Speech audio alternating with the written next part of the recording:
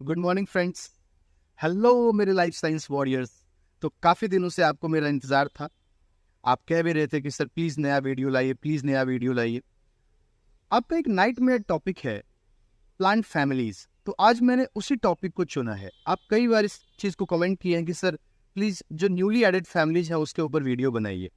तो मैंने उस फैमिली में से एक फैमिली चुना है, मेल्वेसी फैमिली। मेल्वेसी फैमिली का एक बहुत इंपॉर्टेंट प्लांट है चाइना रोज़। चाइना रूल्स को अगर हम अच्छी तरह से समझ लें तो मालवेसी फैमिली की पूरी डिटेल हमें अच्छे से समझ में आ जाएगी। तो प्लीज आप इस वीडियो में ना अंत तक बने रहें, ठीक है? स्किप ना करें, वीडियो को पूरा देखें। तो मालवेसी फैमिली की एक एक बहुत इंटरेस्टिंग डिटेल आपको समझ में आएगी। और हाँ, आप लाइफ साइंस स्टूडेंट हो या आप ना हो, इस वीडियो में अगर आप अंत तक बने रहेंगे ना तो आपको बिल्कुल समझ में आएगा और किसी तरह की कोई कंफ्यूजन नहीं होगी। तो आइए समझते हैं। देखिए फ्रेंड्स, आपको ये चाइना रोज का फ्लावर बहुत अच्छे तरीके से दिख रहा होगा। अब इस फ्लावर को ना हम थोड़ा समझने की कोशिश करते हैं। चलिए, मैंने बताया कि देखिए ये जो स्ट्रक्चर आपको दिख रही है यहाँ से यहाँ तक, इस पार्ट को हम पेडिसल बोलेंगे। पेडिसल का मतलब क्या हुआ कि भैया वो स्टॉक जिसके ऊपर फ्लावर जो है वो ग्रो कर रही है। अब जरा ध्यान से देखिए, ये फ्लावर का जो स्टॉक है इसके ऊपर सबसे पहले आपको क्या दिखाई दे रहा है, यहाँ से देखिए।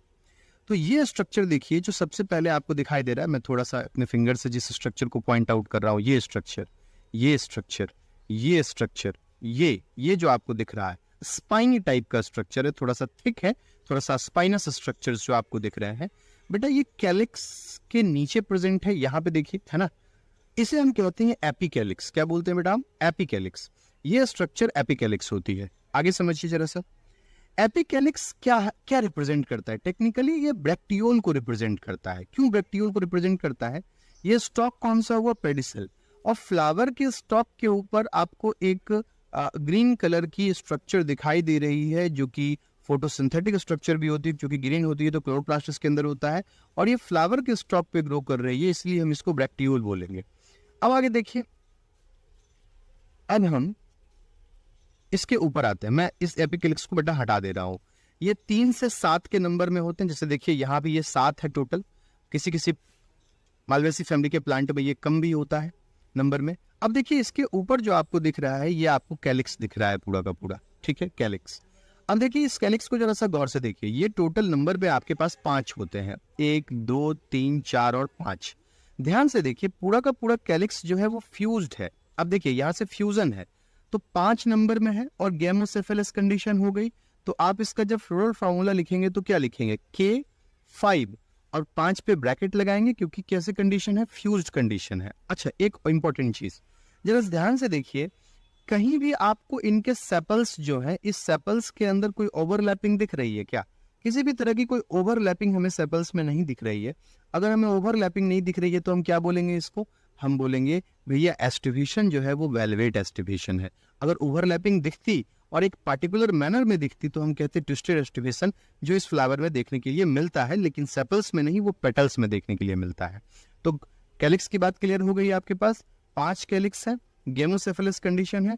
फ्लोरल फार्मूला में K5 लिख करके एक ब्रैकेट लगाएंगे उसके अंदर। अब मैं इसके कैलिक्स को भी यहाँ से हटा दे रहा हूँ। ये मैं कैलिक्स को यहाँ से हटा दे रहा हूँ।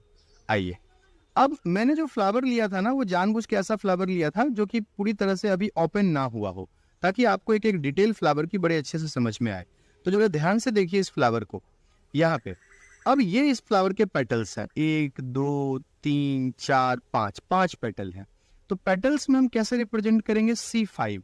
ध्यान से देखिए, कोई भी पेटल एक दूसरे से फ्यूज नहीं है, फ्यूजन नहीं है, जुड़ा हुआ नहीं है। तो पॉलीपेटलस कंडीशन हुई, C5 पॉलीपेटलस। तो किसी तरह का फ्लोरल फार्मूला में ब्रैकेट नहीं लगाएंगे आप। अब देखिए जरा ध्यान से, लेकिन मान लीजिए मैं इसको पहला पेटल बोलूं, तो पहले को दूसरे ने कवर किया, दूसरे को तीसरे ने कवर किया, तीसरे को चौथे ने कवर किया, चौथे को पांचवें ने, पांचवें को फिर पहले ने कवर किया। अब जरा ध्यान से देखिए, एक पर्टिकुलर मैनर में ओवरलैपिंग आपको दिखाई दे रही है। ओवरलैपिंग है लेकिन एक पर्टिकुलर मैनर में है, एक अरेंजमेंट है ओवरलैपिंग में। इस ओवरलैपिंग की वजह से कहेंगे जो एस्टिवेशन है बेटा वो ट्विस्टेड एस्टिवेशन है। कैसी एस्टिवेशन है बेटा? ट्विस्टेड एस्टिवेशन है। मैं क्या बोला बेटा कि एस्टिवेशन जो है वो ट्विस्टेड है। तो इतनी बात समझ में आई कि एस्टिवेशन ट्विस्टेड समझ में आ रहा है हमें। अब देखिए ये पेटल्स हैं। अब पेटल्स के अंदर की बात करते हैं तो ये दोनों तो वेजिटेटिव वर्ल हो गए, और एपिकैलिक्स भी तो एपिकैलिक्स भी एक सर्कल बना रहे तो वो भी एक वर्ल के फॉर्म में होता है बेटा।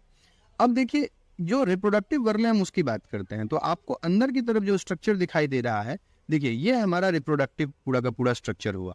अब इसको बेटा समझने की जरा कोशिश कीजिए, बहुत फाइन स्ट्रक्चर्स हैं, बहुत इंपॉर्टेंट स्ट्रक्चर्स है। तो हम बात करते हैं अपने तीसरे वर्ल की, जिसका नाम है एंड्रोसियम। एंड्रोसियम आपको पता है हाउस ऑफ मैन, एंड्रो का मतलब क्या होता है बेटा, मैन, तो एंड्रोसियम का मतलब होता है हाउस ऑफ मैन। अब मेल रिप्रोडक्टिव पार्ट जो होता है फ्लावर के अंदर जो वर्ल होती है उसे हम एंड्रोसियम कहते हैं, उसका यूनिट स्टेमन होता है।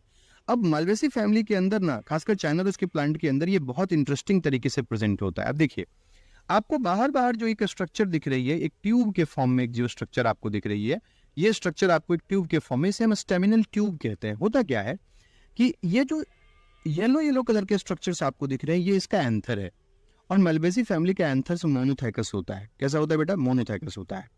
अब देखिए सारे के सारे जो एंथर हैं इसके नीचे से फिलामेंट लगा हुआ है, सारे एंथर्स के नीचे से फिलामेंट है, और ये फिलामेंट जो है, फिलामेंट और एंथर, इसका सारा का सारा फिलामेंट एक ट्यूब के फॉर्म में फ्यूज हो गया है, एक ट्यूब के फॉर्म में इसका फिलामेंट फ्यूज हो गया है, तो एक ट्यूब बना दिया जिसका नाम है स्टेमिनल ट्यूब। अब एंथर्स के नंबर की बात कीजिए, आप देखिए आप क्या काउंट कर सकते हैं इसमें स्टेमन का नंबर, सॉरी एंथर नहीं, स्टेमन का नंबर क्या काउंट कर सकते हैं, नहीं काउंट कर सकते हैं, मतलब बहुत ज्यादा स्टेमन्स के नंबर है। इसीलिए हम एंड्रोसियम को जब फ्लोर फार्मूला में रिप्रेजेंट करते हैं तो एंड्रोसियम को हम इनफाइनाइट बोलते हैं, क्योंकि कोई पर्टिकुलर नंबर नहीं है, किसी में ज्यादा किसी में कम, है ना, थाउजेंड्स की संख्या, सॉरी हंड्रेड्स की संख्या में प्रेजेंट होते हैं जनरली यहाँ पे। अब आगे देखिए जरा सा, ये एक ट्यूब बन गया पूरा का पूरा, है ना। तो जो पॉइंट आउट करने वाली बातें हैं वो क्या है कि सारे के सारे जो स्टेमन होंगे उनका फिलामेंट एक सिंगल ट्यूब से फ्यूज होगा, उसे स्टेमिनल ट्यूब बोलेंगे, और वो गाइनोसियम के सेक्शन को कवर करके रखेगी।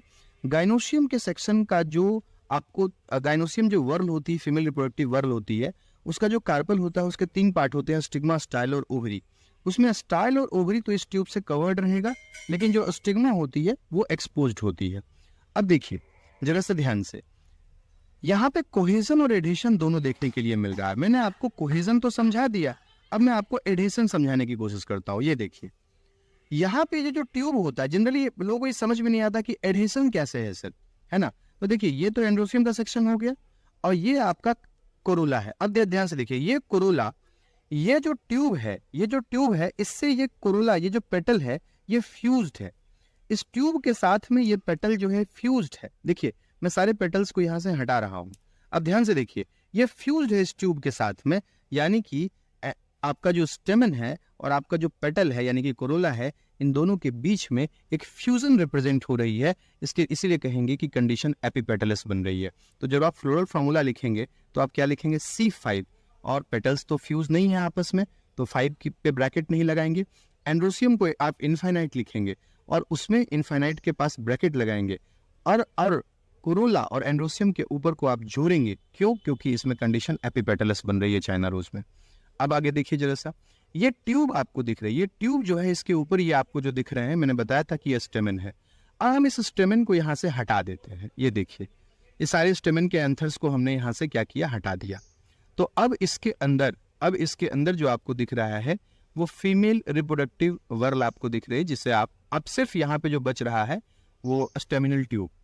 इस स्टेमिनल ट्यूब के अंदर, मैं स्टेमिनल ट्यूब को थोड़ा सा देखिए आपके सामने हटाने की कोशिश कर रहा हूँ। जब आप इसको हटाएंगे इस स्टेमिनल ट्यूब को पूरा का पूरा, तो इसके अंदर से एक स्ट्रक्चर जो है वो बाहर निकलेगी। अब ये फ्लावर बहुत मैच्योर नहीं हुआ है, तो थोड़ा सा ये स्ट्रक्चर जो है अभी रिजिड है। फ्लावर जैसे जैसे मैच्योर होता है तो ये सॉफ्टन होता चला जाता है। तो इस स्ट्रक्चर को जैसे ही आप हटाएंगे तो इसके अंदर से एक स्ट्रक्चर जो है निकलेगी। देखिए मेरे हाथ से जो स्ट्रक्चर टूटी है ये स्टिग्मा रिप्रेजेंट कर रही है, और स्टिग्मा के अंदर जो स्ट्रक्चर यानी कि इस स्टेमिनल ट्यूब के अंदर जो स्ट्रक्चर होगी वो स्टाइल होगी और ओवरी होगी बेटा, जो अभी अच्छे तरीके से बाहर की तरफ निकल नहीं रही है। मैं कोशिश कर रहा हूँ इसको बाहर निकालने की। ये देखिए ये जो स्ट्रक्चर आपको दिख रही है बेटा, ये स्टिग्मा, स्टाइल और ओवरी का स्ट्रक्चर है। अब जरा गौर से देखिए, स्टिग्मा, स्टाइल और ओवरी। स्टाइल जो है अभी भी कवर्ड है, ये जो स्ट्रक्चर है ये स्टाइल है, इसके ऊपर एक कवरिंग लगी हुई है अभी भी। आपको देखिए स्टिग्मा जनरली ढेर सारे नंबर में स्टिग्मा आपको दिखेगी। जैसे यहाँ पे अगर मैं काउंट करूँ तो 1 2 3 4 5 6, और सारा जो है एक सिंगल स्टाइल से फ्यूज्ड है, और यहाँ पे ओवरी है। कंडीशन कैसी हुई बेटा, सिनकार्पस कंडीशन, क्योंकि फ्यूजन दिख रही है ना बेटा, तो जितनी स्टिग्मा का नंबर दिख रहा है उतने कार्पल्स का फ्यूजन हुआ, आप ये मान के चलिए, ठीक है। जितनी स्टिग्मा का नंबर आपको यहाँ पे दिख रहा है उतना फ्यूजन है, तो ये सिनकार्पस कंडीशन है। जनरली हम गायनोसियम को भी इनफाइनाइट ही बोलते हैं क्योंकि नंबर वेरिएबल होता है, हम इसको काउंट नहीं कर सकते हैं, तो यहाँ पे नंबर जो है वेरिएबल होता है। क्योंकि एक फिक्स नंबर हो तब तो हम नंबर बोल दें कि हाँ G2 या G3 या G4, तो जनरली G5 टू इनफाइनाइट बोलते हैं हम। और सब कुछ फ्यूज्ड है, इसके अंदर भी आपको स्टाइल और ओवरी के अंदर जो सेक्शंस होते हैं वो फ्यूज्ड होते हैं, तो आप इसमें भी ब्रैकेट को रिप्रेजेंट करेंगे। तो ये आपके पास में स्टिग्मा, स्टाइल और ओवरी है चाइना रोज के फ्लावर का। अच्छा, प्लासेंटेशन की बात करें तो प्लासेंटेशन, एक्साइल प्लासेंटेशन आपको देखने के लिए इसमें मिलेगी। तो बताइए ऐसी कौन सी बात रह गई जो मालवेसी फैमिली में अब आपको समझ में नहीं आती है? आप कमेंट सेक्शन में बताइएगा कि ये टॉपिक आपके लिए आसान हुआ कि नहीं हुआ। वीडियो अगर पसंद आया हो, काफ़ी मेहनत लगी है बनाने में, तो आप लाइक जरूर करें, कमेंट करें, सब्सक्राइब करें, शेयर करें और एक प्यारा सा कमेंट तो जरूर छोड़ते हुए जाएं और अपने दोस्तों में शेयर करें। Thank you all. इसी तरह के एक नए प्लांट के साथ मैं फिर आऊँगा, तब तक के लिए जय हिंद।